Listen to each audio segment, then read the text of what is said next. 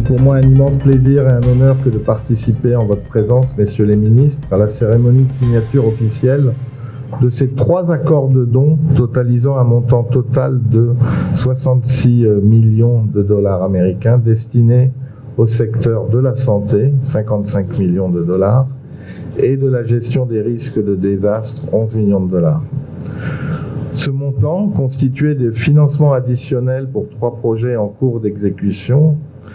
qui ont été énoncés par le maître de cérémonie,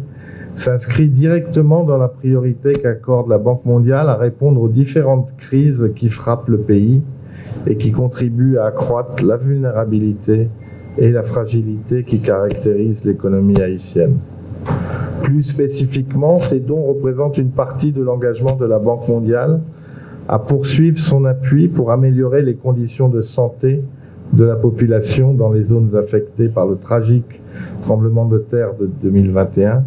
survenu, comme l'a rappelé Monsieur le ministre de l'Intérieur, dans un contexte de crise sanitaire Covid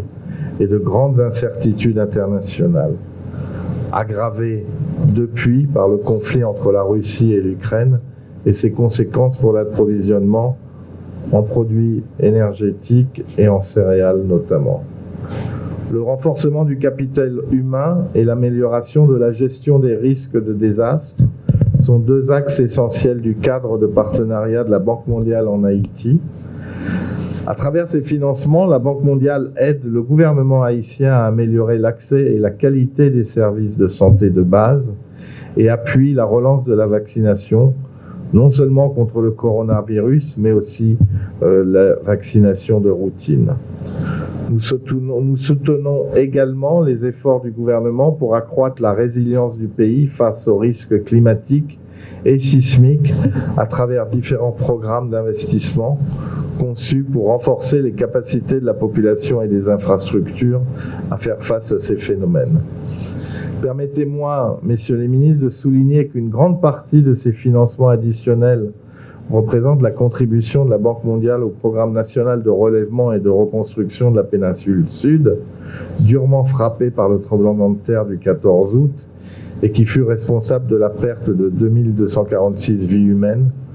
de 329 disparus ainsi que de très nombreux blessés. L'impact économique de cette catastrophe survenue dans 3 départements de la péninsule Sud a été évalué à environ 2 milliards de dollars de dommages et de pertes. Ces financements additionnels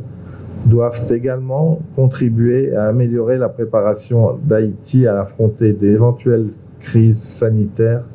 et autres catastrophes naturelles qui pourraient survenir dans le futur. Lors de la conférence des bailleurs de février 2022, la Banque mondiale s'est engagée à fournir environ 200 millions de dollars pour supporter la réponse du gouvernement haïtien. Avec la signature de ces 3 derniers accords, Monsieur le ministre des Finances,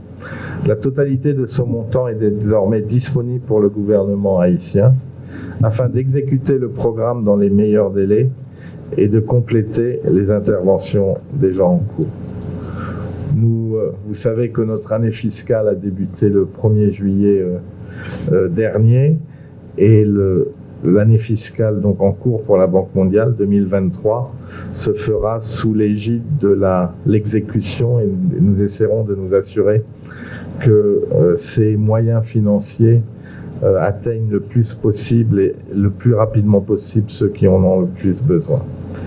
Pour finir, je tiens à saluer l'engagement et la ténacité du gouvernement haïtien à poursuivre